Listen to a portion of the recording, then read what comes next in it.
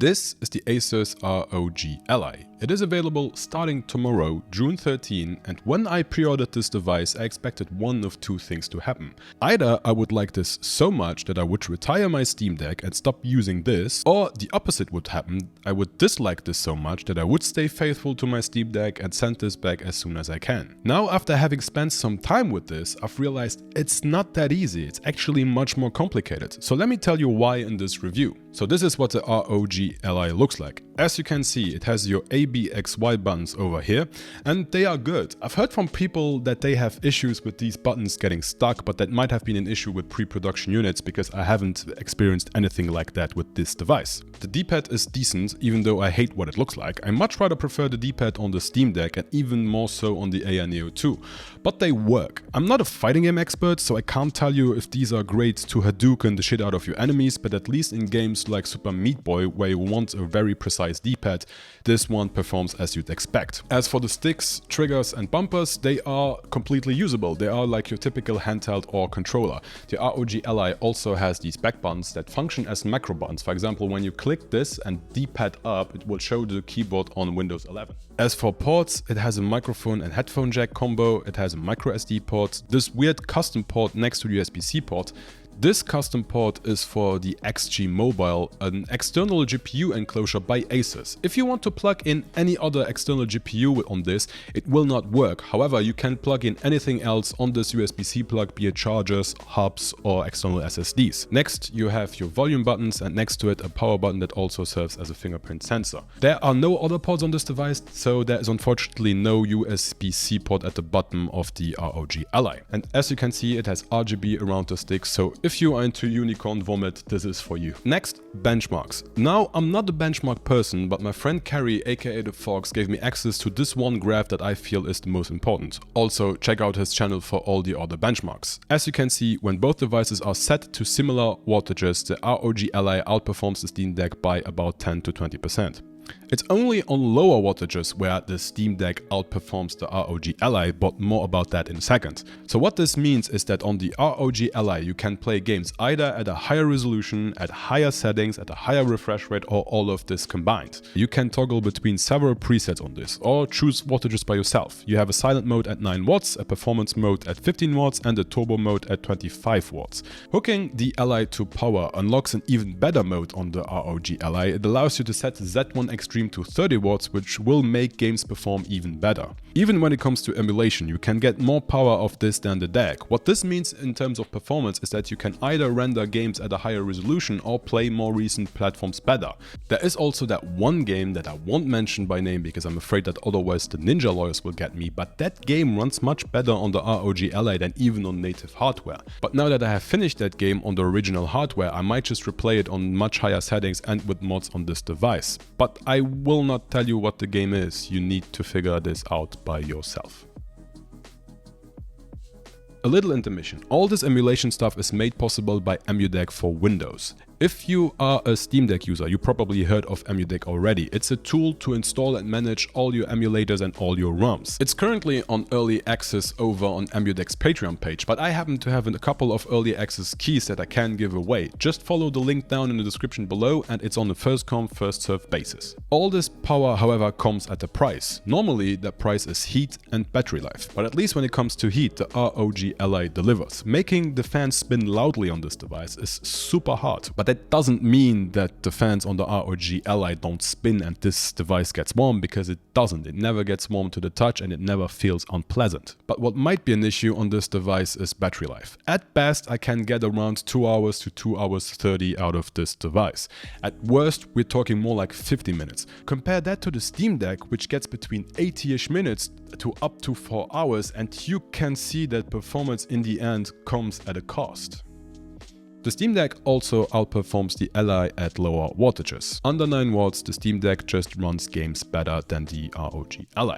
To me, that makes no sense, because I would have guessed that a chip like the Z1 Extreme that performs better at higher wattages than the chip in the Steam Deck would perform better at every wattage, but that is obviously not the case. I don't know what black magic the Steam Deck performs, but at lower wattages the Steam Deck just runs games better and therefore also has more battery life. But here's the thing. I'm mostly a couch gamer. When it comes to these devices, I mostly play them on the couch. And when I play them on the couch, I don't really care about battery life because I can just plug them in. Also, by the way, get something like this. This is a right-angled USB-C adapter. This particular one is by ASUS, and they are totally worth it. You can pick them up for a couple of bucks on Amazon, and they are even great for the Steam Deck. I put some links down below if you want to pick one of these up. But since I play on the couch most of the time, I don't really care about battery life because I'm always near an outlet. To just give you an example, in this room alone, I have 2 plugs over there, 1 outlet there, 1 outlet there, 1 outlet there,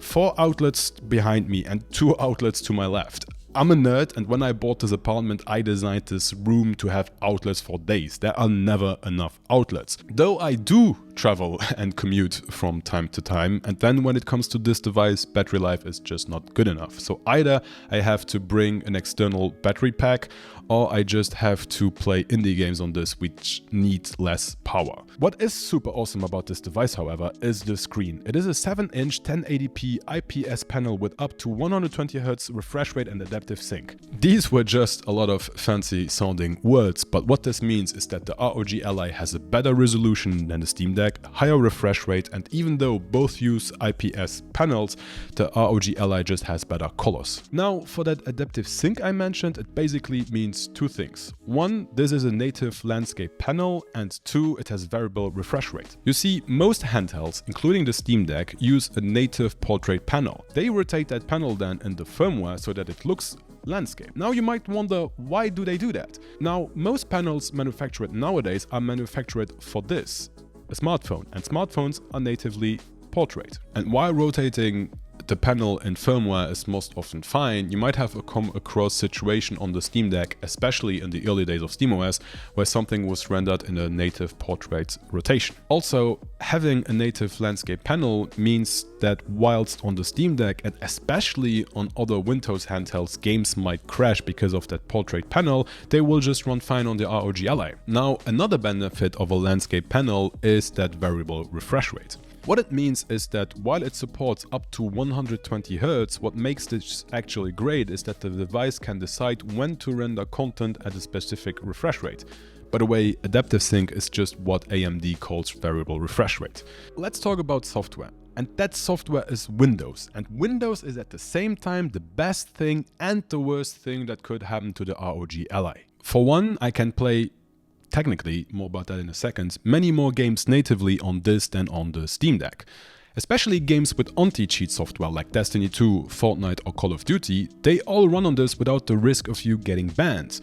Also, since this runs Windows, I can play my Game Pass games natively. I'm a big fan of Game Pass, and on the Steam Deck I can only stream the games through the cloud. Here they run natively, which to me is a killer feature. To Microsoft too, because when you buy the ROG Ally, you get 3 months for free of Game Pass Ultimate.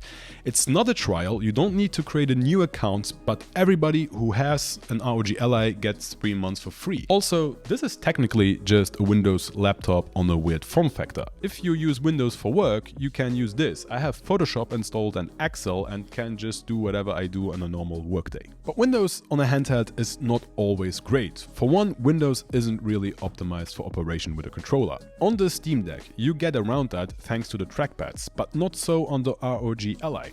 Though Armoury Crate SE, which is the software that runs on top of this device to make different things run, like that controller support, changing power settings, installing updates and so on, also enables operation with the controller.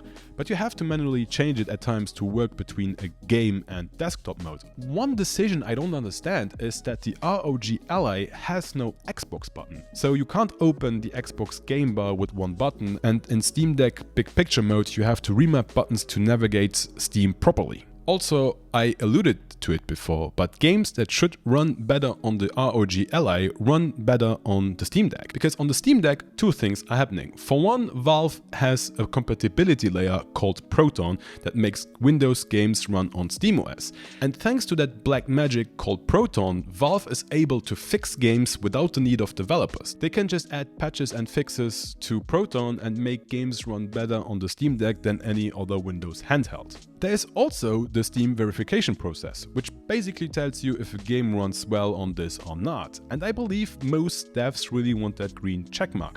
Now, the verification process is not perfect. Sometimes a game has a green checkmark and at the beginning of the game works flawlessly, but then in the midsection of the game completely falls apart. But the verification process is more than what exists on any other handheld, and even though it's flawed, it's usable most of the time. Because as of right now, to the game developers, the ROG Ally is nothing but a Windows laptop. And ASUS can't really start messing with Windows to fix games to make them run on this device. So it's up to you, the user, to try out different settings and configurations to see if a game runs on this. While on the Steam Deck, you just check if it has a green checkmark, and if it does, you know it will probably run. So what this means, in summary, is that the ROG Ally is a gaming PC, while the Steam Deck is more like a console that runs PC games. So what does this all mean? Do I like this so much that the ROG Ally has replaced my Steam Deck and then this will go into retirement? Or do I hate this that much that when my pre-order arrives tomorrow, I will send it back immediately? No, I'm honestly happy that I own both of these devices because I feel they serve different needs. But not everyone wants or might be able to own both of these devices, so let me try to make your choice easier.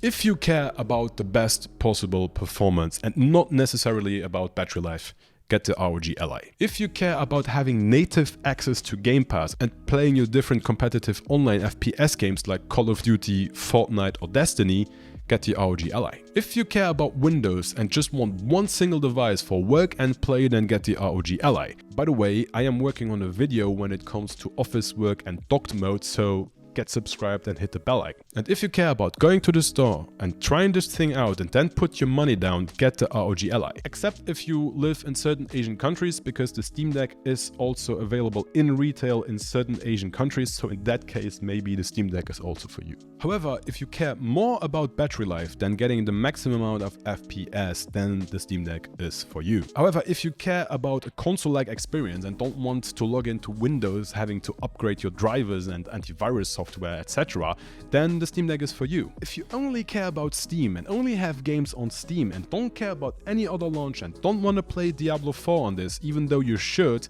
then the Steam Deck is for you. Also, if you just want to spend less money, then the Steam Deck is also for you, because this cheapest Steam Deck starts at $399, while the cheapest ROG Ally isn't available yet and starts at $599. Though, to be honest, it's not a fair apples to apples comparison, because the cheapest Steam Deck has only 64 gigs of internal memory, while the cheapest ROG Ally has 256. And let me tell you, 64 gigs is just not enough, so you need to at least buy an additional micro SD card, or even better, a replacement SSD, which brings the price of this closer to the price of this. I will publish a video in the next couple of days showcasing accessories that work for both of these devices at the same time, so get subscribed and hit that bell icon thingy to get notified when that video goes up. Now my question to you, which of these two devices do you plan on getting or keeping if you have both of them? And if you have any other questions, ask them down below and I will try to answer them. Thank you very much for watching. I'm Kevin for Overkill.wtf and I am going to play some video games now.